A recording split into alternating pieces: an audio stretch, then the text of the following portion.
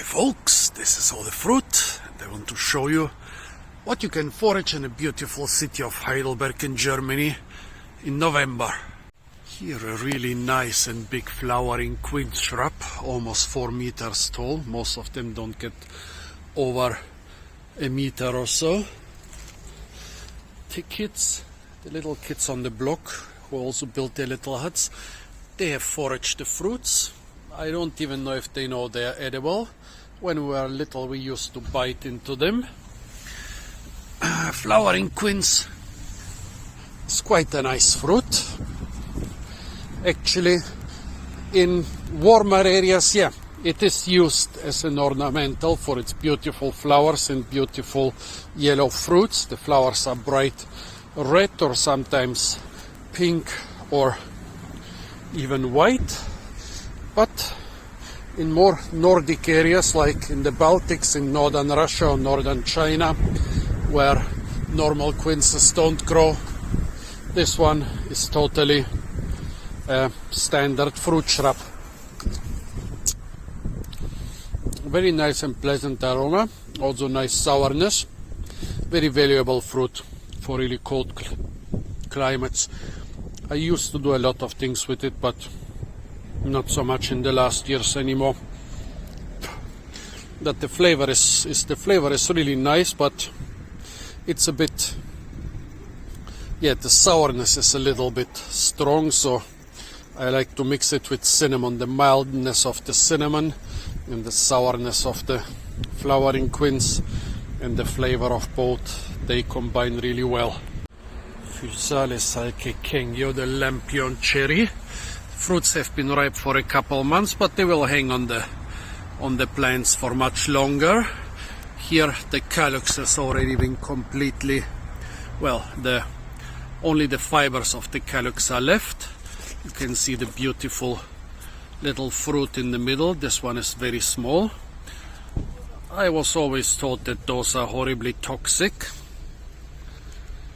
Well, turns out when they are completely ripe you can eat them, and this one is definitely completely ripe.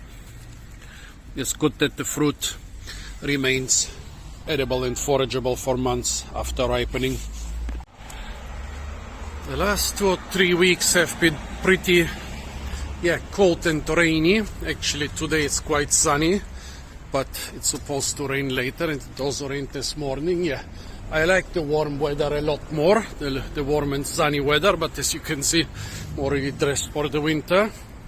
But remember, we also need the cold weather here. We are a temperate climate, and yeah, I know a lot of you like zone pushing. I do too. Every year I'm waiting for some new and exciting fruit which is possible to be grown here due to the climate change. But remember, we are a temperate climate. For every lemon or avocado somebody tries to grow somewhere in their garden, there are thousands, maybe even millions of people, let's say thousands, tens of thousands, hundreds of thousands of people who grow the apples and cherries and pears.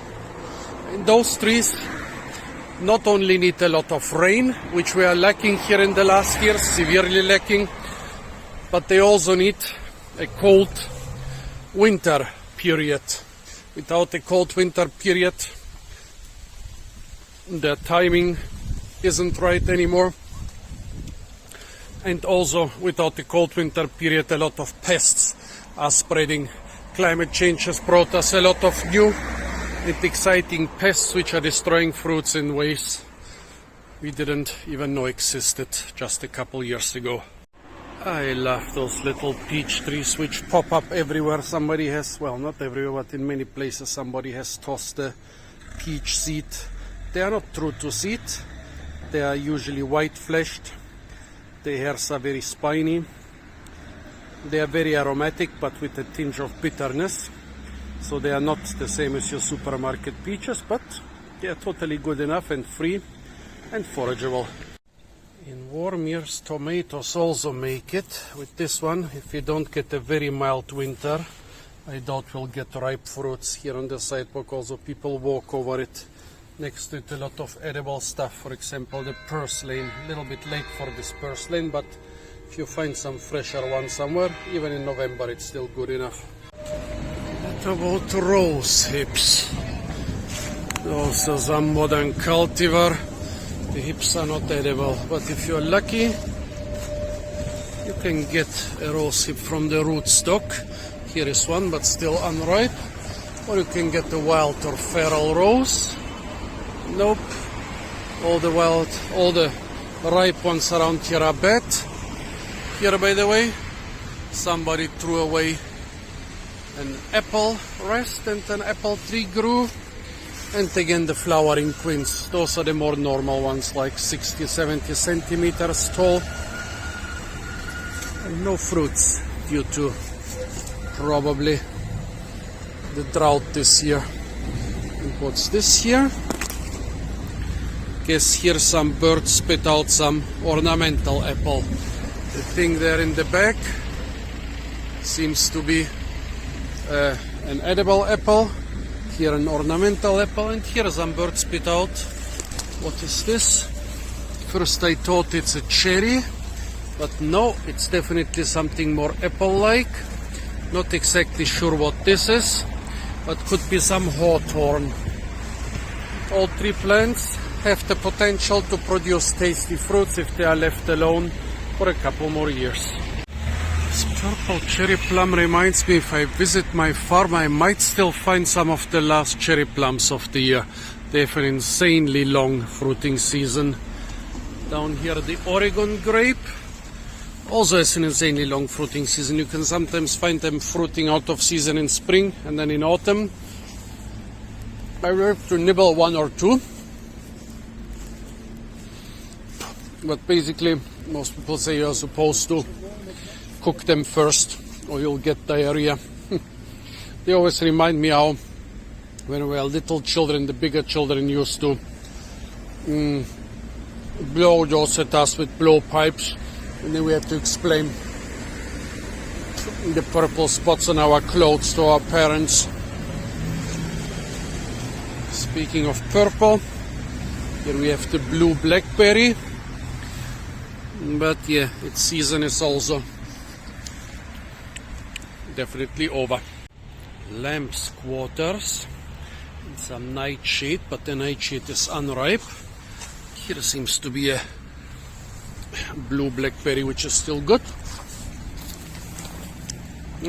Quite sour, but totally edible. This is a location where you can find yellow nightshade, not just the common black one. This one here is the common black one. Tasty. Oh yeah. Big population of the yellow one over here.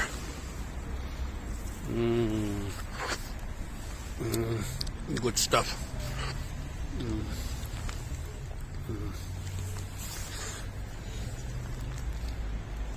Yellow nightshade is very rare in Germany. Heidelberg is the only place I know where it's common. Now this is one flowering quince which is doing really well. Well over 100 fruits on this shrub. Beautiful. This big cotoneaster will have many thousands of fruits which will persist throughout the winter and well into spring. It's a pity they are so bitter, not even the birds want them. Some lost native hawthorn here. I'm pretty sure this was not planted.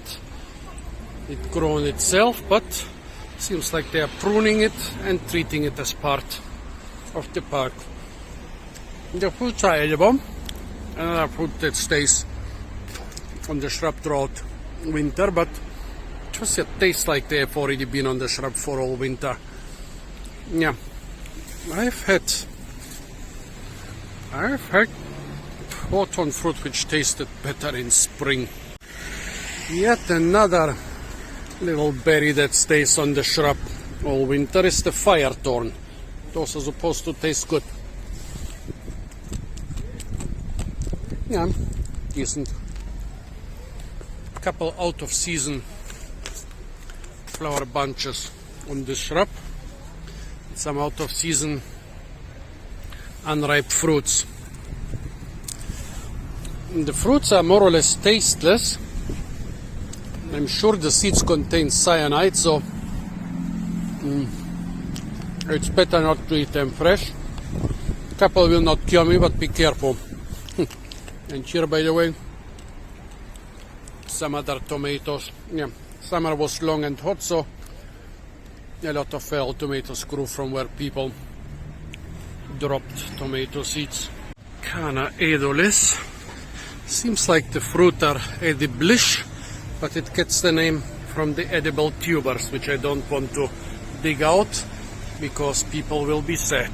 Honey locust. If you are lucky, the fruit tastes like kiwi jam. If you are unlucky, they are among the most disgusting things in the world. The medlar season has begun, but this tree is dying. One last branch with a couple of fruits. Nope, those are not good. 2 days ago I already ate some in a different spot, but those are still unripe. Kalina is ripe. Actually already overripe. Most of those fruits are already just little bags of mush. More a medicinal fruit than one for eating. Tastes like puke. Rosa rugosa, which the Germans call potato rose. Due to the drought this summer, the fruits are 5% of the normal size. Usually they are quite big and quite tasty, but nothing good on those. Bananas. This spring was quite cold and all the banana plants are smaller and a lot less lush than in other years because they started developing very late. Fortunately, it's all Musa Basio. No edible fruits on this one. But I really would like to try stuff like the flowers in the inside of the stem and maybe the corm. Just have to find somebody who will allow me to harvest their bananas. Well, I just arranged for the city gardeners to give their banana plants to the zoo. Let's see if it works. They promised me to do it. Let's see if they keep their promise. Oh, free stuff. Well, I guess those are jars which were used to make wine or other stuff. I'm here in, did they already say? I'm here in Anchosheim because I have to do some more work on my orchards. It's an old wine growing area, no commercial vineyards nowadays, but still a lot of small gardens where people do wine production. Really beautiful. I didn't plan to come here so late in the year, but I don't really regret it.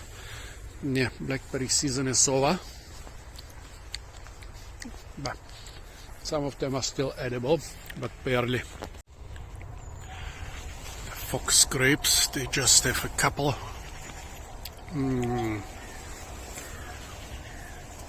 Just a couple berries left. Most of them have been picked or rotted away.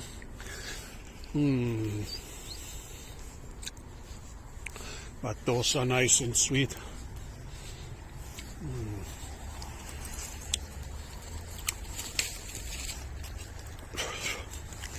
Good stuff, folks. This year I more or less missed the walnut season. Got very few walnuts. Need to finish the wipes.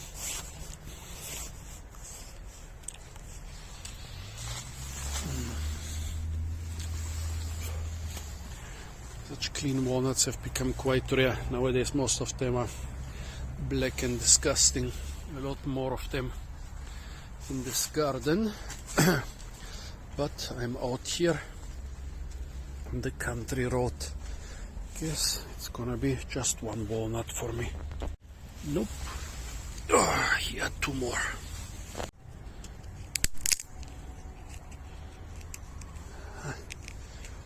Still good. I was afraid they would be rotten.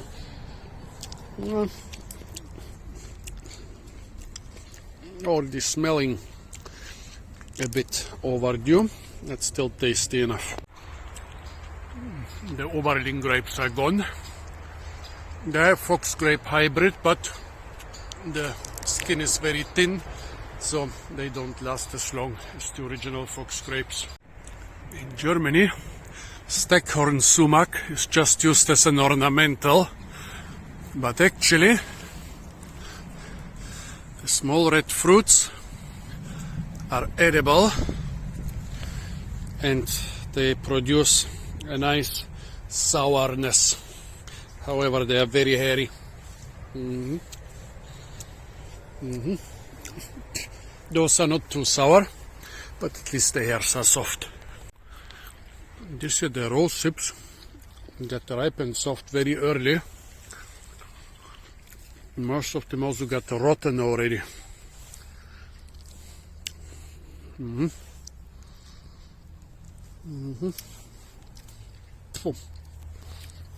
Technically that's rotten.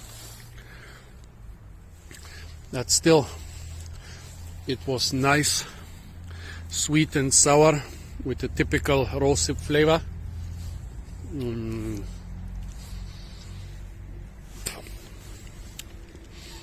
This fruit has so much potential. If somebody would just breathe out the itching powder hairs on the inside. Here one still with quite a bright color. Yeah, tastes fresher. Wonderful taste. Please folks, remove those itchy hairs and people will start buying this en masse. It has, I don't know, couple tenths of times more vitamin C per gram than lemons or oranges. Lots of fruit trees, most out of season now. This area is called the flower path or the trail of flowers, and actually I think it's supposed to be this country road which is the trail of flowers, or rather the trail of blossoms, Blütenweg, because there are so many flowering trees around here. Really, when you are here like in April, everything is white. Actually, there was once a German emperor who traveled here with his carriage towards Italy, and he said, here Germany starts becoming Italy, and since then some people made it into a slogan of the area. Here some other fox grape. They are really prolific, really old vines, really prolific. I guess they are not gonna harvest them. Should have harvested them some time ago. This could be some sort of what they call Rote Americana or Red American, and behind it some mulberry cultivar. A lot of roses are flowering. Like towards the end of August there were some really cold periods that probably triggered flowering. Petals are totally edible. Actually, in the last decades it wasn't unusual for roses to flower in Germany around Christmas, because there was a cold spell with frosts in early November, and after that weeks of mild weather. Oh, and Otera, every part is edible, including the flowers and seeds. And so we pretty often had roses blooming around Christmas. Somebody's growing tomatoes. Nowadays in Germany you can grow tomatoes basically only under plastic. The rain is infecting them. Yeah, very strange for me to see this, but okay, a lot of people don't want to spray their tomatoes. I guess plastic is better than spraying. I'm surprised that October, November is actually a very fruit-rich time, but I don't see anything. Well, apart from a couple grapes and stuff, I haven't seen a single apple yet. Maybe I should check my big orchard at the farm. I didn't harvest the apples. Look here, not a single apple in this orchard. Same in the next one. Yeah, a lot of drought in the last years, a lot of bad harvests.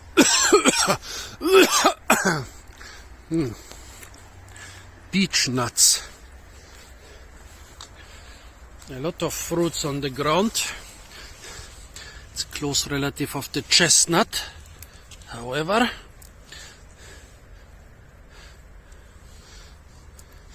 it seems there is not a single one which has something inside. They're all completely hollow, completely barren. Even the quinces rotted away very early while they were still green. I actually harvested some quinces and put them into my kitchen just for the smell. They didn't even get ripe and didn't even smell. They all rotted away this year before even getting ripe. What a pity. Plum orchard, of course, those are out of season already. This big tree here still has a couple of ediblish fruits, although now in November basically most of them rot before they can get properly ripe. Oh yeah, of course the pigs have been here last night. There was a lot of rain during the last days, and this was after the last heavy rain. And the 2 years of my neighbor have basically, this spot, my plot is just 5 meters wide, so those big 2 years, they are really growing into my plot. As you can see, the apples also completely rotten. Is this Drosophila Suzukii or what is destroying there? Normally in November you should have a lot of apples. Actually there's even a law in Germany when apples are lying outdoors outside the fenced area, you are allowed to collect them after the 10th of November or so. One of those laws in order to prevent wastage and to give poor people something to eat. But nowadays, no, after the 10th of November nobody will find anything here. Okay, let's cut the neighbor's encroaching branches. The law is very clear here. He is responsible to remove all the branches encroaching on my plot. But if he doesn't do it, I have all rights to take justice into my own dirty hands. Today I checked the law whether I'm allowed to throw those branches back into the neighbor's plot. I couldn't find anything on this, so now I have to find enough abandoned plots around here and put them somewhere there. Yeah, that's what most meadows around here look half of the time. Big wild boar problem.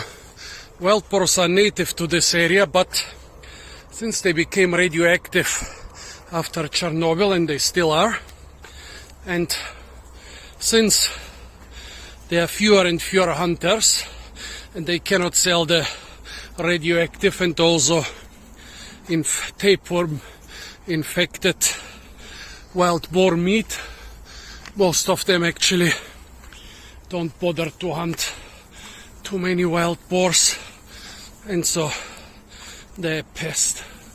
We are waiting for the swine flu to kill them, but even 15 years ago we were saying the population is so dense now, the swine flu must kill them any moment.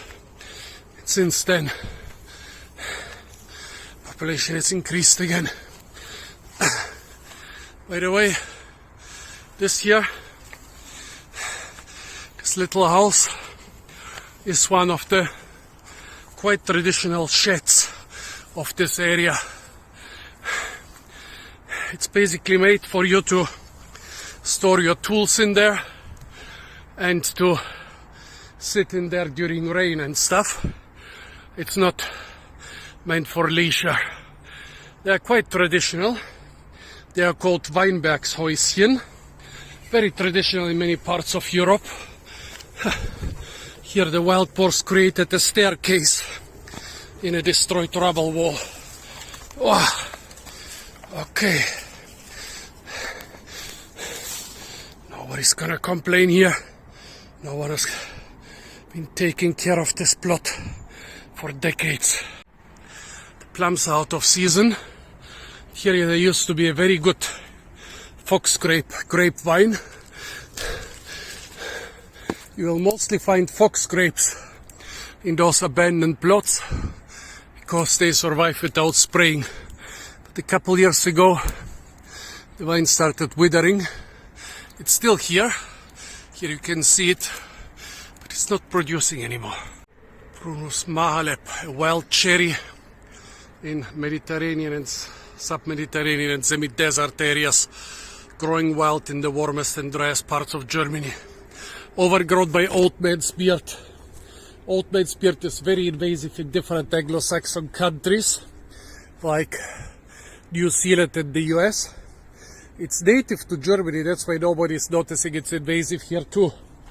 Yeah, you can be native and invasive when you invade other regions or other habitats. And here, as you can see, it's covering everything. This abandoned neighboring plot has a fig tree which is quite okay, and the kiwi plant.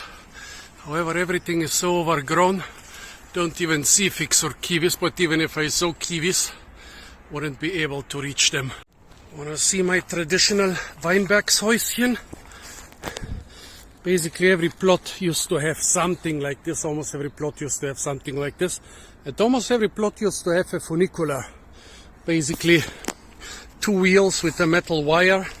And if you were really posh, with an engine. Because wine and grapes are quite heavy and most of those people didn't even have beasts of burden. I still have a funicular at my cottage. You know why those sheds are so funny?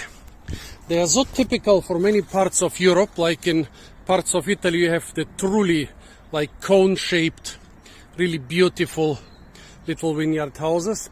Basically, most parts of Europe which have labor-intensive plots like orchards and vineyards have those. They are so typical that the Americans actually, when they installed their like nukes in Europe, in big rocket silos, they put fake vineyard hoods, fake vineyard häuschen on top of them. One of my teachers was from one of those villages and he told me they made giant silos underground, dozens of meters, hundreds of feet underground to house giant rockets. And then on top of those silos, because they didn't want just to have some giant manhole cover for the rockets, they put fake Weinbergshäuschen. And they said in his village it didn't work out because they basically a giant rocket, they were transported at night, got stuck in the old medieval roads of his village. And then the next day all the press was there photographing the giant American nuclear rocket, and everybody found out, especially the Russians found out, they're all gonna be planted under these little vineyard houses. Well, I have no nukes inside mine.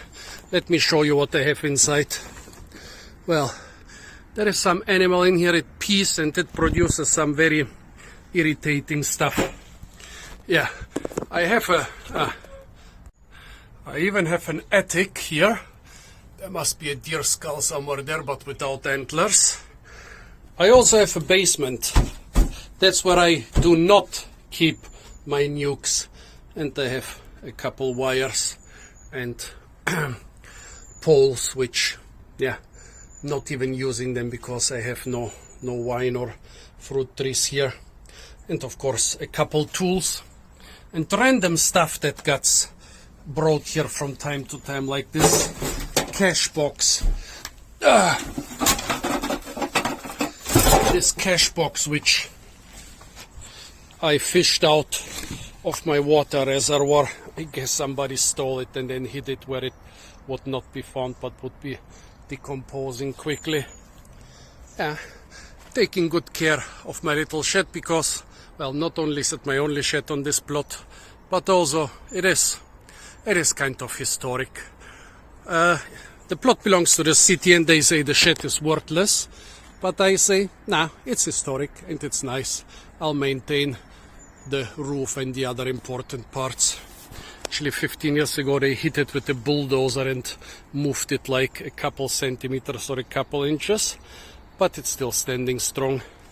Only the reservoir dried out. I guess it cracked in some cold winter. Now no pool for the frogs anymore. The plank is for the frogs and toads to be able to escape when they fall in there. I shouldn't complain about abandoned neighbor's plot. I have an abandoned corner of my lot too. Because 15 years ago when a big company was supposed to clear this plot, everything was overgrown. They actually cleared the one down there where I threw the branches and even made some really massive construction, some really massive foundations there, but then they had to abandon them because it was the neighbor's plot. The neighbors never showed up to complain. So now this part is the one that's not being cleared. And also, wind is coming from the west, exactly from here. And see here, to the south of Mannheim, which is exactly to the west of ours, there is a really heavy rainstorm. It's really localized, but really heavy.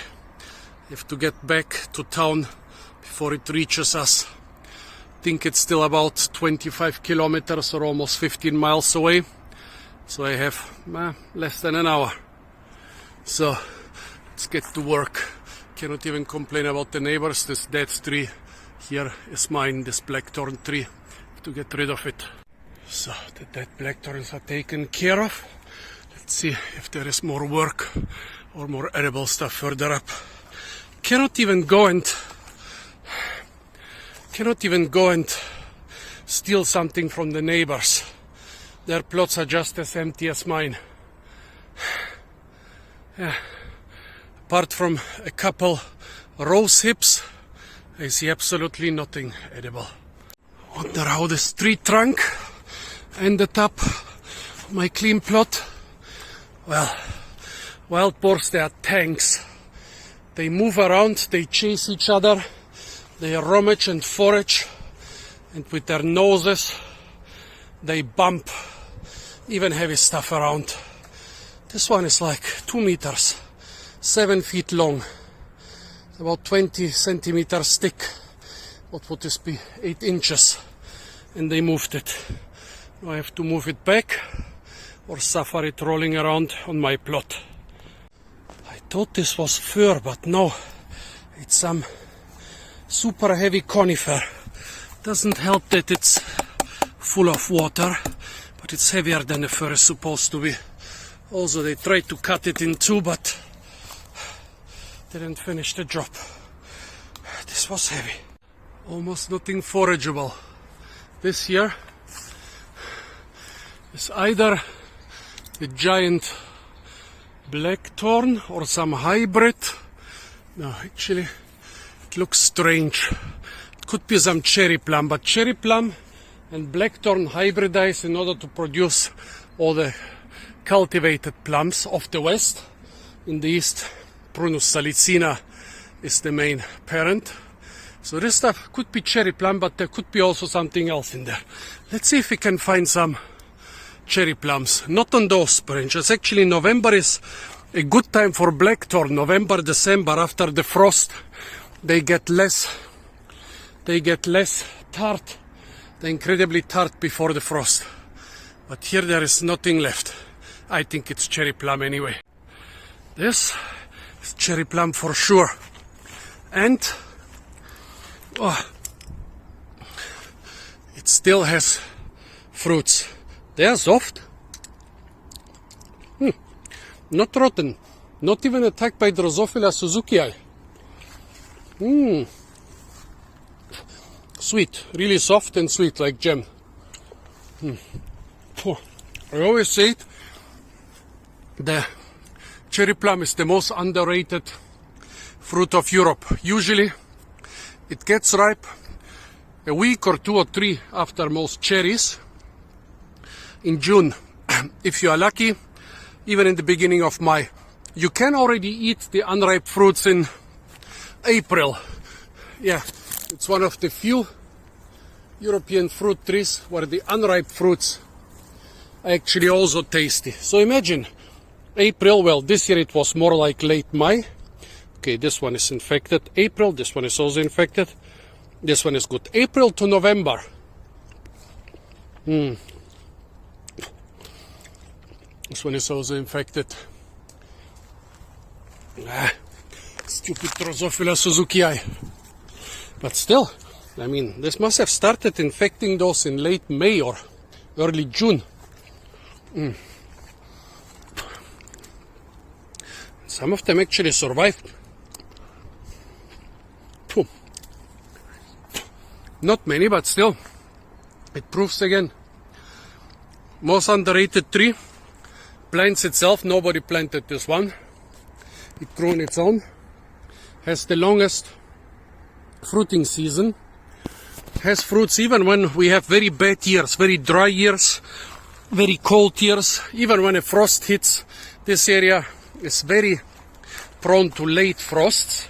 Late frost means in late spring, like March or April or even May. Yeah, this is basically the warmest area of Germany, but the late frosts are really a problem here. And yeah, the late frosts often kill all fruit flowers, all fruit blooms, except for the cherry plum and except for the fox grapes, which flower too late for the late frost. Well, I wanted to make a video about those edible maple seeds. Bigger and tastier than other species, but still with a bitter note. And again, the boars have been here this night, and they're gonna be here next night, and so on. But nothing else edible. Yeah, nothing on all the neighbors' plots. Okay, the cherries are of course out of season, but this should be quite a rich time. There should be tons of apples. Some of the last late pears. With some luck, maybe a plum or two. A lot of quinces. A lot of grapes. It's been mild. We just had one very slight frost. I didn't even see any damaged plants. And still, there is nothing left.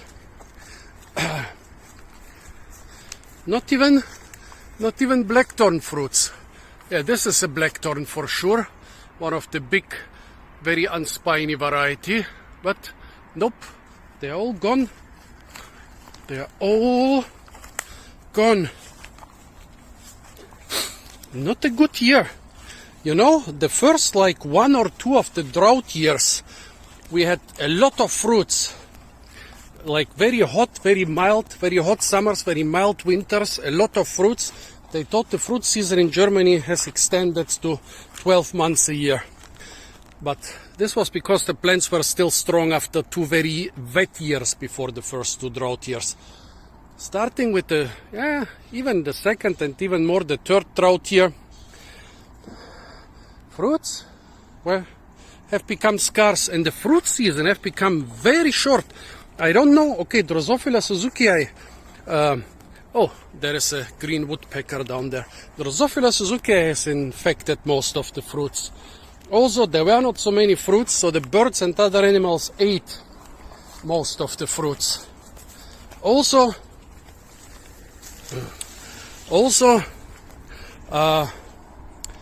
yeah, of course, the drought, okay, the mild weather, insects continued breeding till late in the year and everything.